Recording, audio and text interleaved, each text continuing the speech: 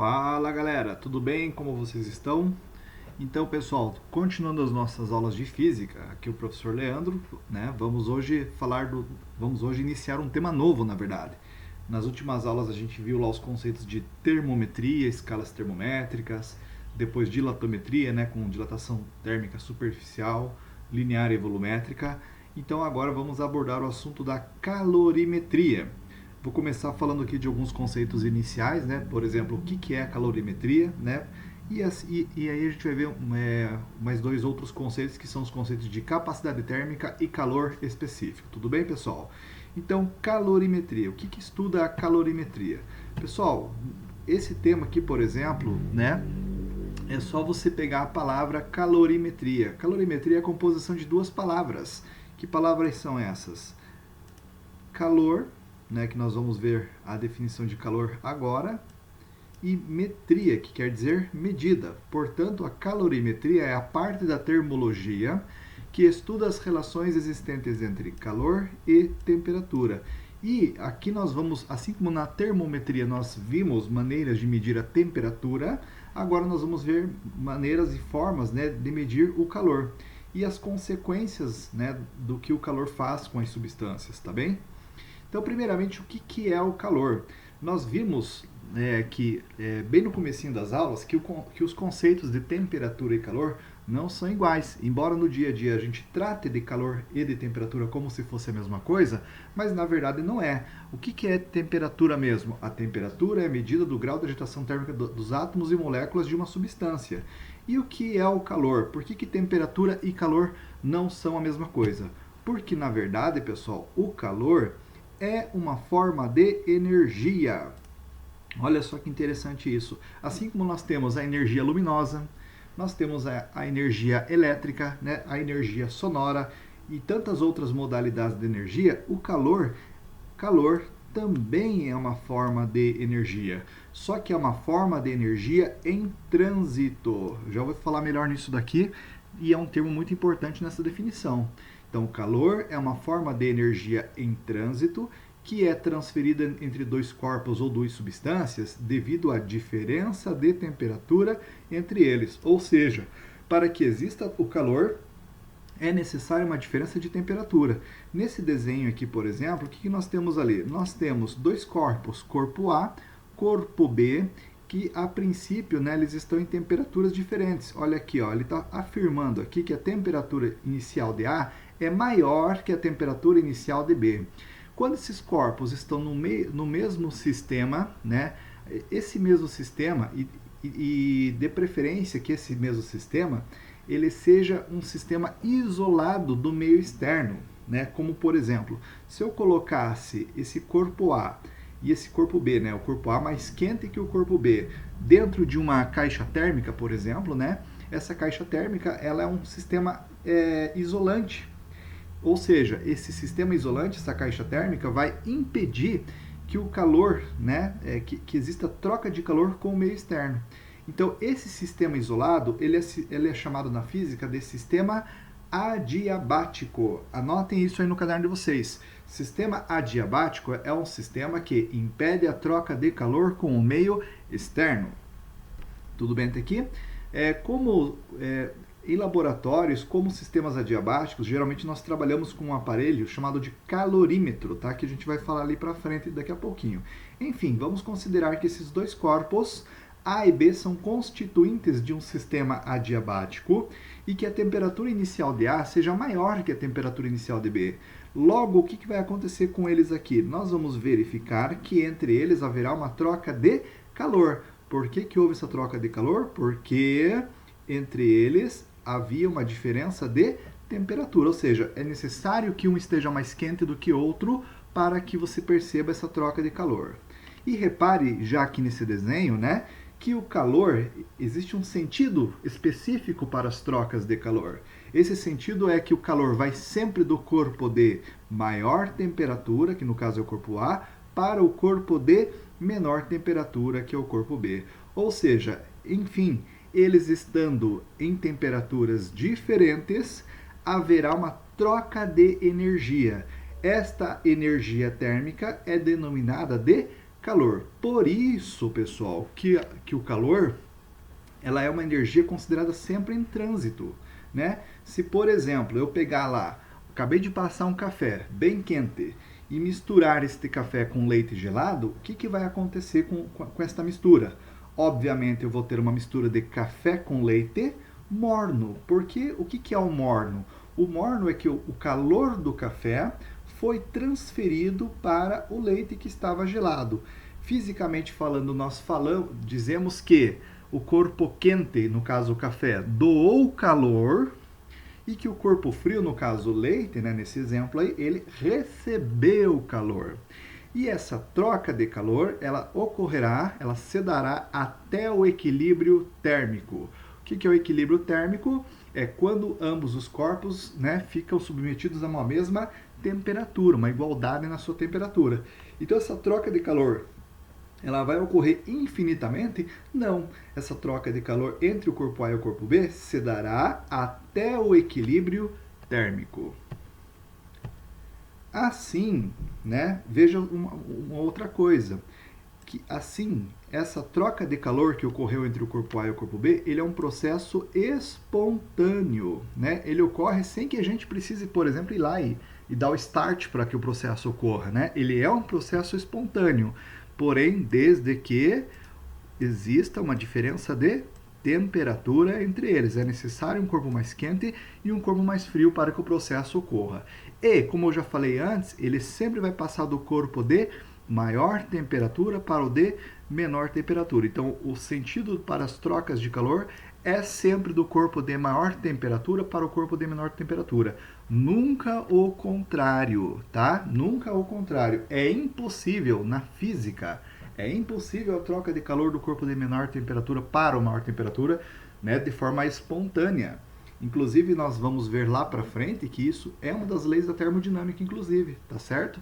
A troca de calor de forma espontânea é sempre do corpo de maior temperatura para o corpo de menor temperatura. E a diferença fundamental, né, conceitual entre calor e temperatura é que calor é uma forma de energia, como já foi falado anteriormente. Já a temperatura, não. Né? A temperatura é uma grandeza física escalar que mede o grau de agitação térmica dos átomos e moléculas dos corpos.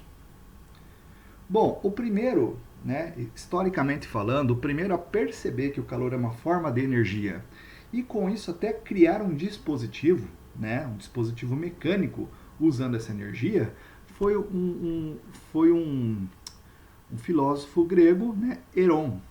Ele criou, né, uma espécie de máquina, né, um tipo de uma máquina, como o desenho está mostrando aqui, né, e que com isso ele conseguiu aproveitar a energia térmica.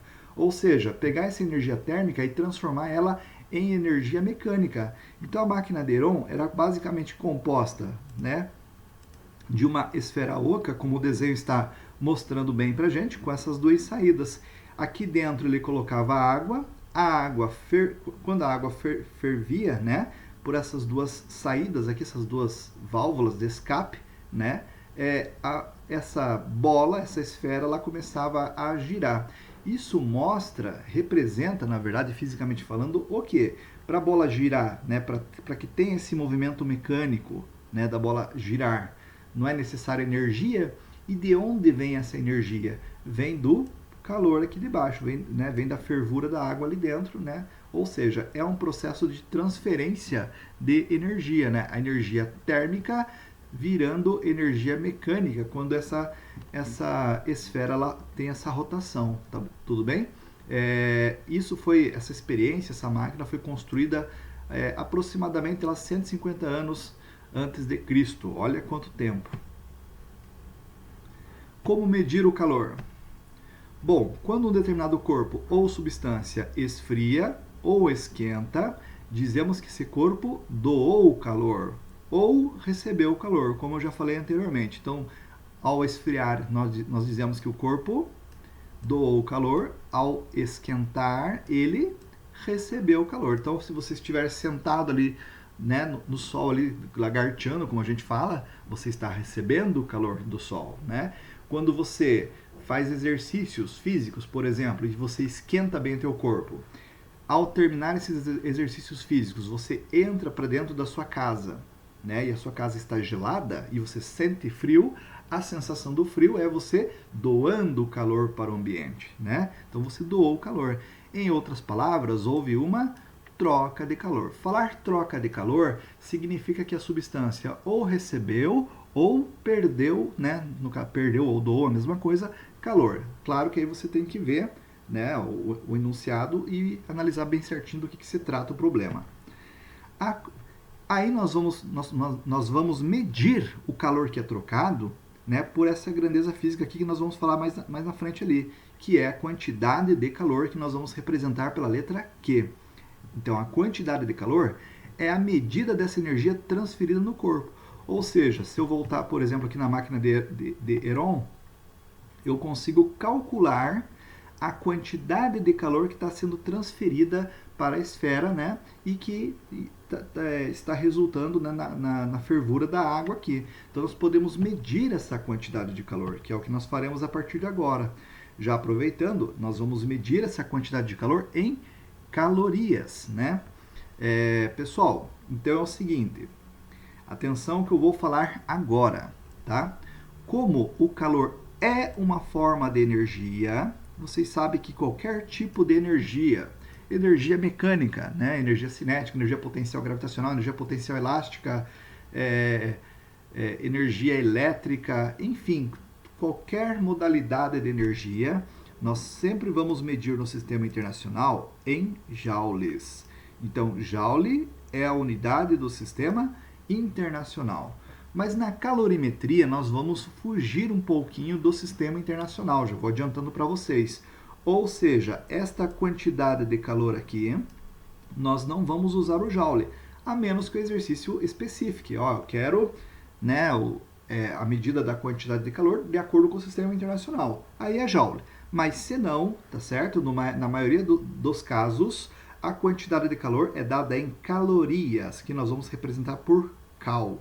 Gente, falar calorias é a mesma unidade lá dos alimentos, né? Quando você consome qualquer alimento industrializado, por exemplo, um pacote de bolacha, né? Ou um refrigerante, ou um salgadinho, ele tem lá na embalagem as especificações, né? Atrás na parte de trás da embalagem, você tem ali uma tabelinha com sódio, potássio, enfim, os elementos que tem ali, né? Desse alimento. E reparem nessa tabela energética, né? Nessa tabela aqui, o primeiro dado que consta ali é o valor energético, né, para uma certa porção deste alimento. E esses dados energéticos, eles vêm em calorias, né? É uma unidade muito usada, então, na nutrição, tudo bem? E aqui na física nós vamos medir. Então, se eu tenho aqui, ó, um fogo, né, criado, eu posso medir quantas calorias esse fogo aqui dessa lenha, né, feito por essa lenha, ele está produzindo. Bom, nós vamos ver isso melhor ali para frente, mas aí é o seguinte, se caloria é a unidade do sistema internacional, perdão, se caloria é a unidade prática, me desculpe, falei besteira aqui, e o joule é a unidade do sistema internacional, como transformar fazer essa conversão, essa transformação?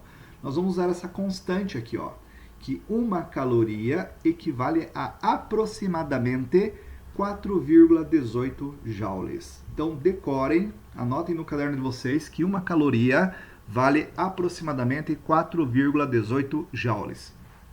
Esta constante, tem que decorar, ela é chamada de equivalente mecânico do calor, tá? Então, falou em equivalente mecânico do calor, é que uma caloria vale aproximadamente 4,18 joules. Dependendo do exercício, dá para arredondar para 4,2 e às vezes até acontece do exercício, né, mandar você usar aqui uma caloria igual a 4 joules. Enfim, moçada, sigam as especificações do enunciado do exercício, tá certo?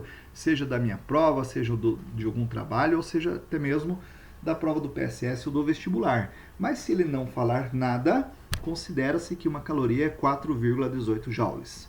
Também vamos trabalhar bastante com essa unidade aqui, ó, 1 cacau, ou melhor, 1 quilocaloria. O que é o quilocaloria? Gente, matemática básica. este quilo na matemática, opa, fui circular aqui, ficou meio ruim, mas dá para entender ainda, né? Este quilo vale 1000, ou seja, um cacau ou 1 quilocaloria são 1000 calorias, ou em notação científica, 10 elevado ao cubo. Também não esqueçam disso, tudo bem, gente? Falando um pouquinho melhor desse equivalente mecânico do calor, da onde que nós chegamos, né, nesse valor de que uma caloria vale 4,18 joules? Quem teve esse servicinho, né, e fez essa experiência para nós foi um cientista chamado James Prescott Joule. E essa experiência ficou conhecida como a experiência de Joule.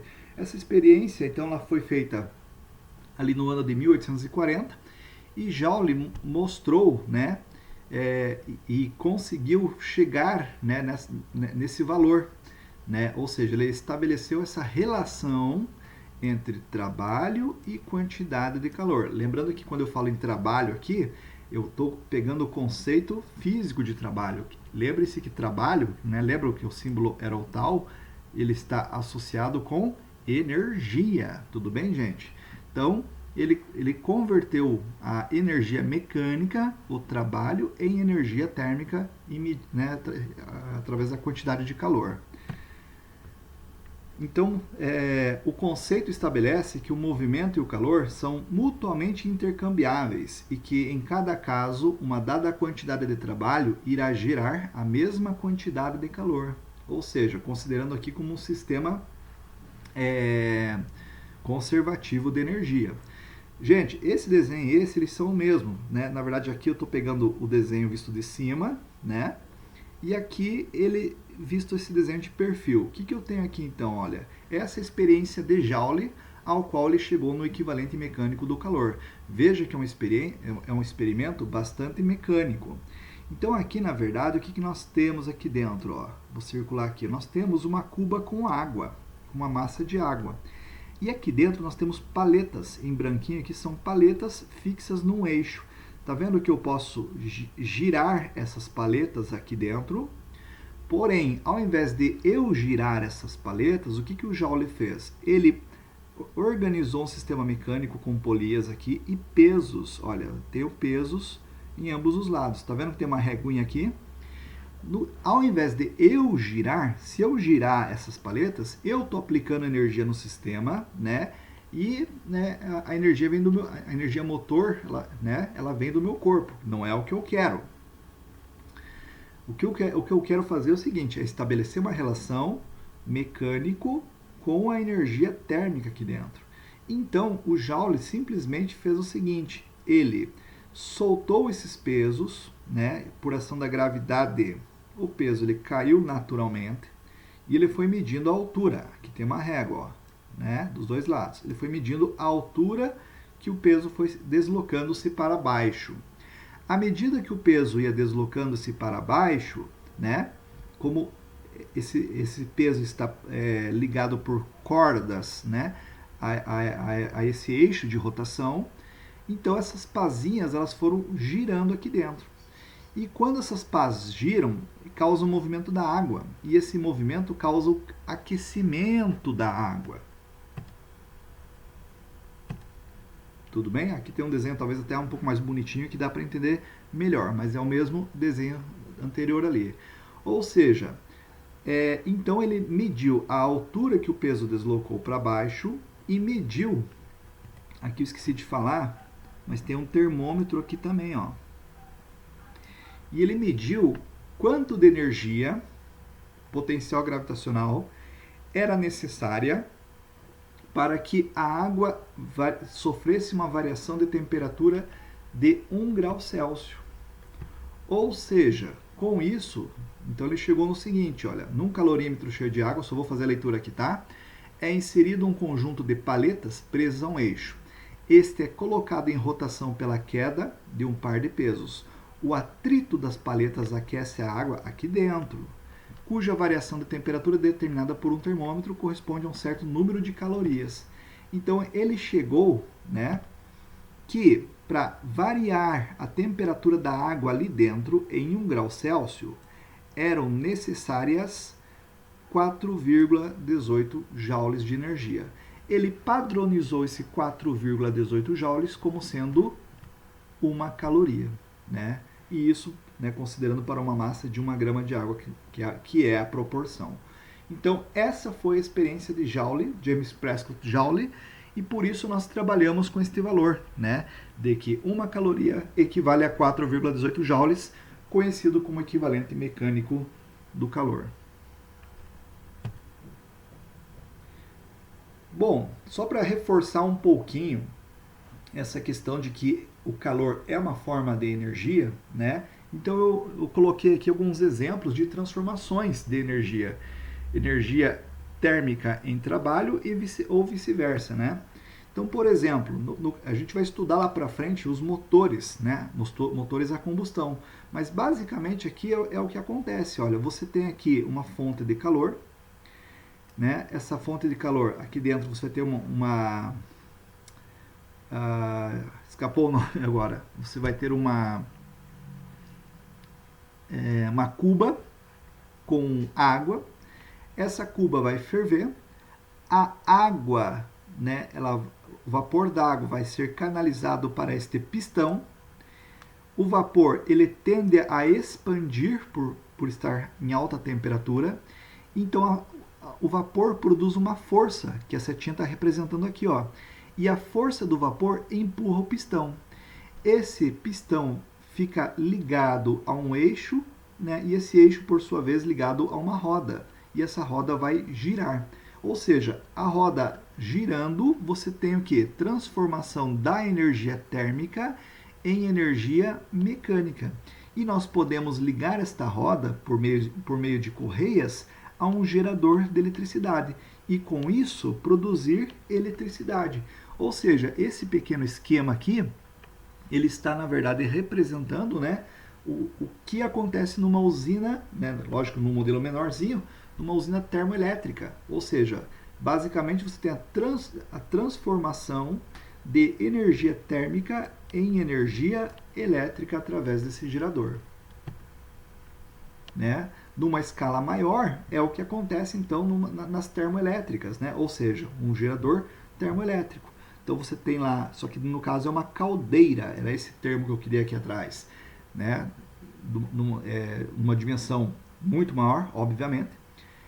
Essa caldeira vai ter água, a água vai ser fervida, ela é conduzida por dutos até a turbina ligada ao gerador e com isso você vai produzir energia elétrica.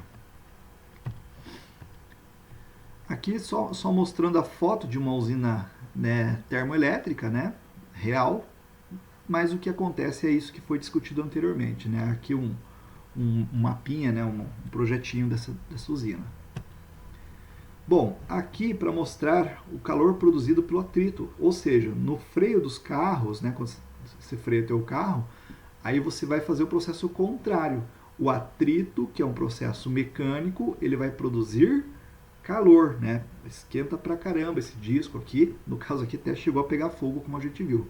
Fisicamente falando, é transformação de energia mecânica em energia térmica, né? Como eu tinha colocado aqui, ó, vice-versa. E aqui nós temos também, né, os sistemas de aquecimentos de água, né? Aqui a água ela passa por canos. Essa placa solar ela fica no telhado da casa, como está mostrando o desenho aqui. A água circula por caninhos, por condutos aqui, né? Por toda a placa. Quando ela passar por essa placa, o que vai acontecer? Ela vai receber o calor do sol e essa água vai esquentar, né, com o passar do dia. Então entra água fria aqui da caixa térmica, da caixa de água. Ela passa pela placa, a água esquenta com o calor do sol e sai água quente. Aí você guarda essa água quente nesse reservatório. E isso fica circulando o dia todo. Então também você tem, ó, né, transformação da energia térmica em energia mecânica. Energia térmica do calor produzida pelo calor do sol, obviamente, né, e o movimento da água, que é um movimento mecânico. Até aqui tudo bem, galera? Então, tirando essa parte inicial, essa introdução aí, né, essa parte teórica, vamos agora para um próximo conceito de calorimetria, que é o conceito de capacidade térmica. Já vou chamar atenção para o seguinte: capacidade térmica nós sempre vamos representar pela letra C maiúscula. Atenção aí no caderno de vocês, tá? Então, capacidade térmica é a letra C maiúscula. Por que tem que ser a letra C maiúscula, que eu estou sendo até chatinho nisso? Porque a letra C minúscula nós vamos usar para outra coisa, que é o calor específico. Então, para não ter confusão, fiquem bastante atentos com isso, tá? Gente, o que é capacidade térmica? Vamos pensar na seguinte situação. Eu tenho aqui um fogãozinho a lenha com duas panelas, né? E vocês reparem que são panelas de tamanhos diferentes, né? Panelas de barro, mas não tem problema. Porém, eu vou fazer o seguinte, eu vou colocar água em ambas as panelas, tá? Supondo que a capacidade dessa panelinha menor aqui, ó, vou chamar essa panelinha menor de panela A. Supondo que a capacidade dela seja de 1 litro. Então, eu vou lá, encho ela com 1 litro de água, completamente. E a segunda panela, que eu vou chamar de B, ela suporta né, até 5 litros. Então, eu vou lá e completo ela com 5 litros de água. Tudo bem? Ou seja, repare que essas duas panelas estão submetidas ao mesmo fogo, ao mesmo calor, à mesma fonte de calor, embora aqui esteja desligado, né? Mas né, com o fogão a lenha funcionando. E vou fazer uma pergunta bem simples, né, que todos vocês vão saber responder aí. Nessa situação, considerando que a temperatura inicial da água seja a mesma nas duas panelas, qual panela demora mais para ferver essa água? Qual panela demora mais tempo para ferver a água? Obviamente, né, que a panela que contém mais litros de água, ou seja, mais massa de água, vai demorar mais para ferver. Óbvio. Por quê, professor? Porque tem mais massa de água, né? Então, do nosso dia a dia, sabemos que a panela B vai demorar mais tempo para ferver a água do que a panela A. Isto porque a panela B comporta uma quantidade, né, litros, ou seja, a gente não vai falar em litros, nós vamos falar em massa de água, maior que a água do que a água que está na panela A. Só que fisicamente falando, nós vamos falar o seguinte: a panela B, ela vai demorar mais para ferver aquela água porque a sua capacidade térmica é maior. Então nós vamos falar que quem demora mais para esquentar é porque tem maior capacidade térmica. Só um detalhe, observem que eu estou comparando o tempo de fervura, mas da mesma substância. Eu tenho água em ambas as panelas, tá certo? Então, quando eu tenho massas diferentes de uma mesma substância e que eles esquentam ou esfriam em tempos diferentes, aí, neste caso, eu trabalho com a grandeza física chamada capacidade térmica. Quem demora mais para esquentar é porque tem maior capacidade térmica. E reforçando, se demora mais para esquentar, também demora mais para esfriar. Então, do ponto de vista da física, podemos afirmar que a capacidade térmica de B é maior que a capacidade térmica de A. Por isso, vamos lá, vamos para a definição. A capacidade térmica, então, é a grandeza que caracteriza a variação de temperatura sofrida nos corpos, para o mesmo corpo, tá? É uma característica do corpo e não da substância, né? Quando a gente analisar o tipo de substância, a gente vai analisar calor específico, já adiantando para vocês. Então, aqui nós estamos comparando a mesma substância. Assim, a capacidade térmica é a grandeza que resulta da razão entre a quantidade de calor recebida por um corpo e a variação de temperatura. Ou seja, essa definição aqui, né, que é a definição de capacidade térmica, eu estou matematicamente, né, traduzindo por essa fórmula aqui, ó, que é a minha equação 1. Então, a capacidade térmica é a razão. O que é razão? É uma divisão entre a quantidade de calor trocada e a variação de temperatura, que é o meu ΔT. Porém, existe uma segunda fórmula para a capacidade térmica. Pegando a massa da substância, gente, eu não anotei aqui, mas anotem no caderno de vocês, essa massa em gramas. Nós vamos fugir do sistema internacional. E aqui, gente, é o C minúsculo, que é o calor específico. Então, São duas maneiras de calcular a capacidade térmica. A primeira relacionando a capacidade térmica com a quantidade de calor e a variação de temperatura. A segunda relacionando a capacidade térmica com a massa e o calor específico. Vocês vão ver nos exercícios que vai depender disso. Vai depender. Tem exercício que vai dar, né, os dados da primeira equação. Aí, obviamente, usa a primeira equação. Tem exercícios que vai dar os dados da segunda equação. Aí, obviamente, usa a segunda equação. Gente, qual é a unidade de medida de capacidade térmica? Como capacidade térmica é quantidade de calor. Quantidade de calor é em calorias. Por variação de temperatura, temperatura em graus Celsius. Então, a unidade é caloria por grau Celsius. É essa unidade aqui que nós vamos usar, né, na maioria dos exercícios. Quando eu falo maioria, eu falo 90% dos exercícios.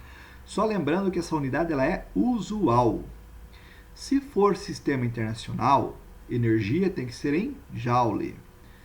Temperatura tem que ser em Kelvin. Então, Joule por Kelvin é a unidade do sistema internacional. Mas, repito, vamos trabalhar com caloria por grau Celsius. Bom, só uma interpretação. Então, se a capacidade térmica de um corpo é igual a 20 calorias por grau Celsius, o que isso significa? Isto significa que para cada variação de 1 grau Celsius na sua temperatura, ele precisa trocar 20 calorias. Em outras palavras, para aumentar a temperatura em 1 grau Celsius, ele precisa absorver 20 calorias. Ou seja, se ele quer esquentar, a cada 1 grau Celsius que ele esquente, ele absorve 20 calorias. Então, vamos supor que esse corpo está lá com 15 graus Celsius. De 15 para 16, recebeu 20 calorias. De 16 para 17, recebeu mais 20 calorias. De 17 para 18 graus, mais 20 calorias e assim por diante. E para diminuir a temperatura de 1 grau Celsius, ele vai perder 20 calorias, vai ceder 20 calorias, tá certo? Em resumo, a capacidade térmica de um corpo é uma grandeza física que indica a quantidade de calor que ele precisa trocar, ou seja, ceder ou receber, para a sua temperatura variar em 1 grau Celsius, para cada grau Celsius.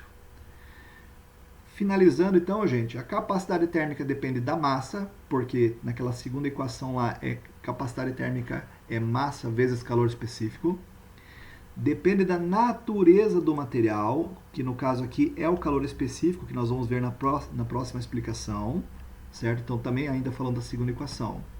Depende da temperatura, que é a primeira equação, que é sobre ΔT. E depende também da pressão, porque a pressão ela vai influenciar na variação da temperatura. Isso aqui não vou entrar nesses detalhes agora, tá? Mas lá para frente nós vamos falar nessa questão, né? Do ponto de fusão e ponto de ebulição das substâncias com a mudança da pressão, tá bem? E o último assunto dessa aula é o assunto do calor específico. Então, reforçando, o calor específico é o C minúsculo. Se fosse capacidade térmica, seria o C maiúsculo. Vamos analisar uma outra situação. Opa, ficou um errinho de digitação ali, mas não tem problema. Uma situação bem melhor. Olha aí, moçada. Até deu saudade, né?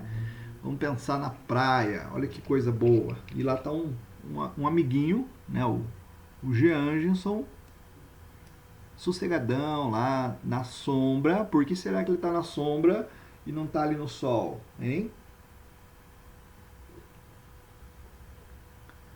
Gente, então quando você vai para a praia, né? Vamos pegar ao meio-dia, a hora mais quente do dia, né? 11h30, meio-dia, até 1h30 ali mais ou menos. Você chega nessa praia e você está sem chinelo. Quando você pisar aqui, ó, nessa parte da areia, ó, né, que está no sol, não na sombra, com certeza você vai pisar ali com seus pés descalços e vai queimar os seus pés. O que você faz? Corre para a água, né, para resfriar o pé. Quando você fizer isso, você vai perceber o seguinte, olha só, não é o mesmo calor que está aquecendo a areia e a água do mar ao mesmo tempo? Esse calor é o calor do sol, obviamente, né? A pergunta é, por que a areia, né, se o calor recebido pela areia e pela água é o mesmo, por que a areia está tão mais quente quanto a água do mar? Não é por causa da grande massa da água do mar, não é por isso. É por uma característica das substâncias. Agora vamos falar das substâncias. Gente, o que acontece com a areia na verdade? A areia, quando ela está embaixo do sol, reparem, ela esquenta muito rápido. Tanto é que quando você, final de tarde, está andando ali pela praia, né, que o sol já se pôs, mas ainda tem claridade, você sente a areia bem gelada. Por que isso? Porque a areia, ela esquenta muito rápido com o calor do sol. E quando não tem sol, né, ela também esfria muito rápido. Isso é uma característica das substâncias, tá? Tem substâncias que esquentam rápido e esfriam rápido, como por exemplo os metais, né? Se você colocar uma panela no fogo, ela esquenta num instantezinho ali. Esses materiais que esquentam rápido e esfriam rápido também são chamados de condutores térmicos, ou seja, são substâncias que têm facilidade em trocar calor. E para a gente analisar os condutores térmicos, nós analisamos o calor específico. Eu já vou mostrar uma tabela para vocês ali, mas nessa tabela nós vamos ver que condutores, no caso areia, os metais, têm baixo calor específico. Então guardem isso, que os condutores são aqueles que esquentam e esfriam rapidamente. Logo, eles têm baixo calor específico. E a água do mar, o que acontece com ela? A água do mar, água doce, né, é a mesma coisa. Ela demora a esquentar. Então, tanto é que se você for na praia de manhãzinha, 7 horas, a água vai estar gelada. Aí, à medida que o dia vai passando, a água começa a esquentar. Gente, vão, né, molhar os pés na praia, ou até numa piscina, ou até no rio. 7 horas da noite, 8 horas da noite, a água não está quentinha? Por quê? Porque ela passou o dia inteiro esquentando, pois ela demora a esquentar. Ela demora a esquentar porque ela é dita isolante térmico. Então, materiais que têm dificuldade em variar a sua temperatura, ou seja, que demora para esquentar, são chamados isolantes. Só uma observação, se demora a esquentar, também demora a esfriar. Tudo bem, gente? Então, os isolantes, na física, nós sabemos quais substâncias são isolantes pelo seu calor específico. E os isolantes vão ter alto calor específico, tá bem? Então, em valores, o calor específico da areia é baixo, o calor específico da água do mar é alto. E isso classifica a areia como condutor térmico e classifica a água do mar como isolante térmico. Então, o calor específico é uma maneira da gente, né, saber quais materiais são condutores, quais são isolantes. Isso na física, na engenharia, etc. Só completando a explicação, então, esta experiência de, né, pisar na areia quente e pisar na água do mar, né, no mesmo instante e ver que elas estão em temperaturas diferentes, então, esta experiência nos mostra que massas iguais, porém de materiais diferentes, no caso areia e água do mar, sofrem variações de temperaturas diferentes ao receber a mesma quantidade de calor, que é o calor do sol neste caso aí. Exemplo, água do mar e areia da praia. A grandeza física que mostra o comportamento térmico dos materiais é o calor específico. Gente, e aí como calcular o calor específico? Também tem uma fórmula. Aqui no caso é o C minúsculo, tudo bem? Porque C maiúsculo é capacidade térmica. Então, o calor específico é calculado pela quantidade de calor sobre a massa vezes a variação de temperatura. No sistema internacional, quantidade de calor em joule, massa em quilograma e variação de temperatura, aqui está errado, Kelvin, corrigi aqui por cima. Então, o sistema internacional é joule por quilograma vezes Kelvin. Mas nós, na maioria dos exercícios, vou falar em 95% dos exercícios, não vamos usar o sistema internacional. Vamos usar a unidade usual, que é caloria por grama vezes grau Celsius. Então, o calor específico será medido em calorias por grama vezes grau Celsius, que é a unidade usual. quantidade de calor em caloria, massa em grama, variação da temperatura em graus Celsius. Então, moçada, para finalizar essa explicação, qual é a diferença, né? Como que eu sei, professor, quando usar capacidade térmica e quando usar calor específico? Capacidade térmica é aquele caso do fogão a lenha, ou seja, quando nós temos porções diferentes da mesma substância, pois era água nas duas panelas, lembram? E quando usar calor específico? Quando a gente analisa substâncias diferentes, materiais diferentes, como por exemplo a água do mar e a areia da praia. Então, nesse caso, é calor específico. Para finalizar aqui, essa tabela, então, é uma tabela obtida em laboratório. Geralmente, então, nos exercícios, ele vai dar o calor específico da substância que ele estiver trabalhando, a menos que, obviamente, seja para calcular esse calor específico, tá? Então, não precisa decorar essa tabela, tá? É só substituir, é uma constante. O calor específico é uma constante de proporção também, tá? E é interessante que ela fala aqui, é uma tabela que ela não está em ordem alfabética, eu tive esse cuidado, ela está em ordem numérica. Por quê? Para mostrar para gente quais materiais são condutores, quais materiais são isolantes. Lembrando que condutores têm baixo calor específico e isolante tem alto calor específico, tá bem? Ou seja, quanto menor o calor específico, melhor condutor térmico esse material é. Então, no caso lá, a gente não tem panela de alumínio e panela de ferro. A panela de ferro ela é melhor condutora, né? Melhor condutor do que o alumínio. Né? Por isso que algumas pessoas até preferem a panela de ferro que o alumínio. Né? Então, olha que interessante isso. Né? Embora todos os metais sejam condutores, mas será que eles conduzem com a mesma eficácia? Não. O ouro é melhor condutor que a prata, que é melhor condutor que o cobre, que é melhor condutor que o ferro e assim por diante. Então você tem, mesmo que todos os metais sejam condutores, você consegue assim classificar a qualidade, né, dessa transferência de calor, né? Qual metal é melhor condutor do que qual, né?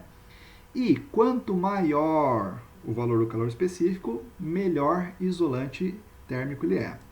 Gente, obviamente aqui uma tabela só representativa, existem tabelas maiores do que essa, tá? Não decorem o calor específico desses materiais. Somente para um aqui, que eu até vou grifar aqui, Gente, decorem o calor específico da água. Quanto é? 1. Não é fácil de decorar? Então vale 1. Isso em caloria por grama vezes grau Celsius. Então todos esses valores em calorias por grama vezes grau Celsius. Então não precisa saber. A única coisa que tem que saber é isso. Quanto menor o calor específico, melhor condutor térmico é. Quanto maior o calor específico, melhor isolante térmico é. E que o calor específico da água vale 1. Então, de todos os materiais dessa minha tabela, o melhor condutor é o ouro. E o melhor isolante é a água. Gente, espero que vocês tenham gostado da aula. Quero agradecer aqui, tudo bem? E qualquer dúvida eu estou à disposição para esclarecimentos. Vamos conversando, tenha uma boa semana e até breve. Tchau a todos.